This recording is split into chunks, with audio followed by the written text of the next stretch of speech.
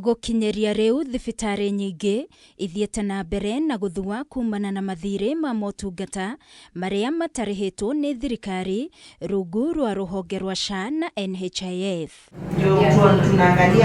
Kuringana na kiama gia thibitari cia andu kiumbe mataoni-ini na matura-ini rufa maugite kuma mubango wa SHA wambiriria kurutithio wira maheanite motungata ma muigana wa ciringi bilioni 93 indi marihitwo ciringi bilioni 50 tu na ciringi bilioni 43 itire ciarihwo na kurituhia makiria thiri wa ciringi bilioni 33 wa NHIF. Kenyan hospitals have submitted claims worth 93 billion Kenya shillings to SHA, of which the private sector has submitted 60% of those claims.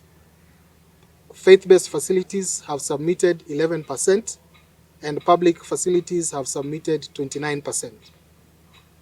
So within that time, only 50 billion shillings, representing 53% of all SHA claims, has been paid. It is our view that the accumulated arrears of SHA, which as at today morning stand at 43 billion Kenya shillings, are a threat and a risk to the Kenyan health system. Hospitali zimepata shida nyingi kwa sababu ya SHA kuchelewesha malipo. Tumekuwa na shida ya kulipa wafanyikazi wetu. Serikali inaongea kila mara ya kuongeza kazi, watu wapate kazi, lakini katika hospitali watu wanafutwa kazi kwa sababu hospitali hazina pesa za kulipa mishahara. Nimokireire urugamiriri wa ruhonge rwa SHA kuonona thutha wa kumerithiria mbeca ciao cia SHA iririhagwo tariki 14 o mweri.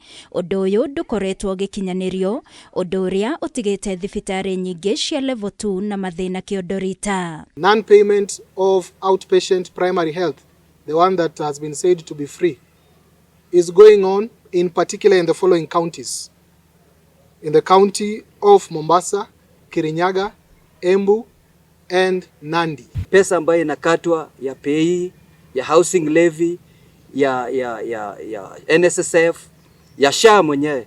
Unakuta kwamba SHA wanatupiga penalty ya kuchelewa kulipa. Tunapochelewa kulipa tarehe 9, tunapigwa penalty ya kutolipia wafanyikazi wetu hiyo deductions za SHA, lakini hao ndio wamechelewa kutupatia pesa.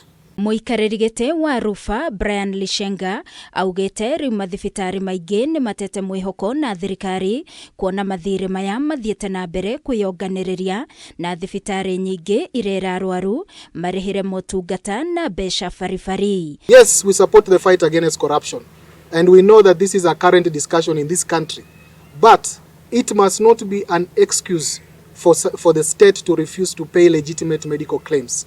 And they should not be targeting of private sector. If you close all these private hospitals, where will Kenyans go?